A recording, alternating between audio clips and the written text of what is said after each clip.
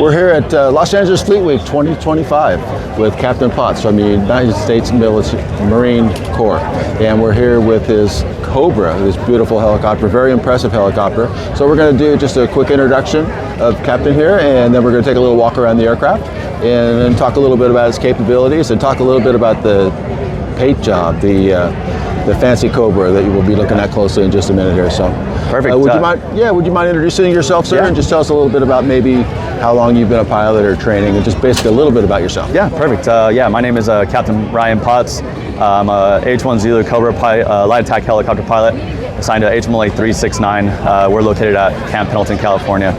What we have behind here is a H-1 Zulu. It's a Cobra light attack helicopter. Our primary role is to provide close air support to the Marines on the ground. So what that means is we'll either go in before them, provide fires, supporting fires, we'll go in with them or after them, just providing close air support to facilitate their needs and facilitate the maneuver. How the Cobra plays into that is we have guided and unguided rockets, and as well as a 20mm cannon located on the front. We are teamed up with our partners, the UH-1 Yankee, we call it the Huey. We usually fly together in a section. We can fly more. A section's 2. We can go greater than 2, but usually it's 2 or 4. What the Huey brings to the fight, they bring guided and unguided rockets also, and they bring door gunners facilitated by their crew chiefs. At the Cobra, we have 6 weapon stations. We could use assortment of weapons, and we can mix and match as necessary to facilitate our roles. Going onto the design, twin engine, 1800 shaft horsepower, and then we got 4-bladed rotor design. For our cockpits, front and back, same design. So either pilot could fly or use the sensor, talk all the radios. So it's a big crew resource management role. What that gives us, it gives us flexibility to communicate with the ground guys and help with their maneuver. Using our sensor, we're able to pick out targets, identify things, which will help facilitate with our weapons delivery. Into the weapons assortment, we have air-to-air missiles, so our AIM-9. We also have laser-guided munitions, the APKWS, Hellfire, JAGM, and also unguided rockets with our 20mm Gatling gun. We have a target sight system located on the front. Again, like I said, either pilot in either the front or back seat could utilize the sensor. For the controls of the sensor, we use our mission grip. The grip itself is basically just a little remote controller. We can use a sensor, fire lasers, and fire ordnance with that. Going off to the back, this Cobra for 369 is actually pretty unique. It's our squadron bird. We got a beautiful paint job a couple months ago depicting a big Cobra. That's what we are.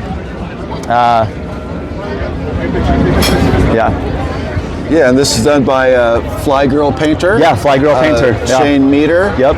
Who does, I have to give a shout out to her because she's a fantastic person who donates a lot of her time. Yeah. She's ex-Air Force, and she's painted, I believe, over 100 different aircraft, actually naval vessels. Yep. And it's all volunteer from her. Correct. So I just have to give her a shout out, and I know she's very proud of this particular paint job, which she just very recently finished. Yep. So I'm just gonna take a quick little look at this here and show you all and highlight what Shane has done.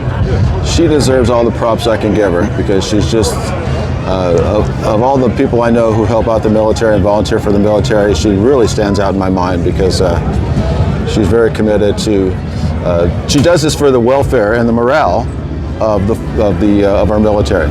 So she has a big heart and she has a lot of talent. So I'm gonna go back down over here, show you the whole thing. Okay, anything you'd like to say about this wonderful paint job, sir? That's a fantastic paint job. She's also done another paint job for one of our other squadrons, HMLA-369. They're the Coyotes. She did a Wile E. Coyote design for them, so check out her social media. Great artwork on there. We really appreciate her support with our paint job. We love it. Great. Yeah. I love to hear that, because she does it really for you. Yeah, yeah, it's for, fantastic. For your morale. Do you think something like this, do you see how it helps the morale of your unit by having this wonderful paint job? Yeah, we actually went on a trip. We got back, the bird was done, and everyone was super pumped to see it. We were all surprised on how beautiful it came out. We left, it was just a bunch of tape and plastic. We came back to this beautiful artwork. Great. Yeah, I just love it. So maybe we'll continue around, complete a full circle here. Yeah, if there's anything you want to talk about on this end of the aircraft. Yeah, so these aircraft just recently got upgraded from the Whiskey aircraft. The difference between a Whiskey and a Zulu, we went from a 2-blade rotor design to a 4-blade. So now we got the classic 2-blade to 4. Are there any Whiskey models left in service with the Marine Corps, or is it all Zulu now? All Zulu now. So we're all Zulus and Yankees. No more Whiskeys or Novembers. Do you know of any future upgrades to this particular model that are planned, or what's the future of the Cobra that you know of as far as into the future with the Marine Corps? DoD always has upgrades in mind, so they're constantly strapping on new equipment, upgrading our capabilities, providing better weapons to the fight. Great.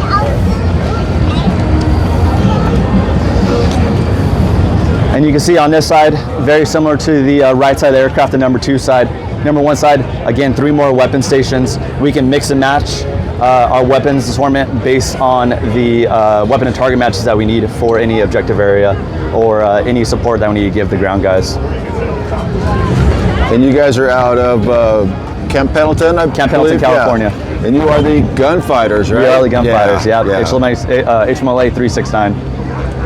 I have a good friend who was gunfighter back at the end of the Vietnam War. Yeah. And he was actually here when you guys arrived, the day of your arrival. Oh, really? Yeah. And he talked to one of the pilots, a female pilot, I believe, and she was very nice to him, and they became friends. So yeah, I'm sure. Do you see many people at an event like this that come and say, "I'm a former gunfighter," and talk to you about that? We've had a handful come by, introduce themselves, say hi. And they just love that we're out here representing the Gunfighters. I'm sure it's a family, right? You go back as far as. How long does this? Do you know how long the Gunfighters have been in existence? Yeah, possibly? So Gunfighters came around April 1st, 1972, in Futenma, Japan. So towards the tail end of the Vietnam War. Now, I believe you guys were here last year. Do you know? We were. Was it you guys? Yep. And was there? I believe there's an award you guys got last year. Some impressive award that one of the pilots was talking about. I don't know if you know anything about that. I do not remember. I was not here. But, no problem. I may be wrong, but I believe there was. He was very proud of the unit. They had just won some type of award last year at Fleet Week. No, we're a very proud unit. Proud of our history. Proud of our capabilities. We're proud of what we can give to the ground guys and support.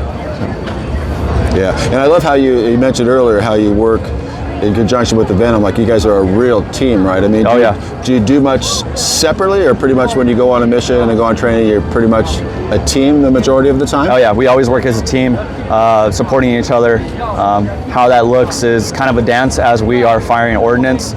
We'll go in first, or they'll go in first, and the other aircraft is providing constant fire. We'll covering each other on pull-off or on rocket dives. So it's it's a big dance, basically, of what we do, and it's a beautiful thing to see when we're providing firepower to the objective area.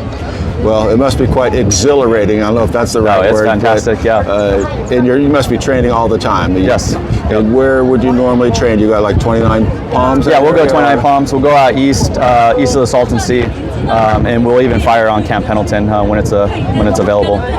Okay, great. Well, I think if there's anything else, I'll just kind of focus in, if you don't mind, on the cockpit here. And is this ever flown by just one person, or is it really required to have two? It is. You can fly it single piloted, but with the amount of task load, we tend to fly 2-seater. So one person can fly, other person could work the sensor, work the weapons, talk on the radio. So really breaks up the workload of the pilots. Yeah, so both of you are pilots, and both of you can fly the aircraft then. There's not just one pilot and like a weapons officer type thing. Okay, well, very good. Anything else you'd like to add, Captain? I appreciate your time today and your service, definitely. I got to throw that out there because I really appreciate the military. I'll send you with the Gunfighters rule. Gunfighters rule. That's a good way to end it. Thank you very much, sir. Thank you, sir.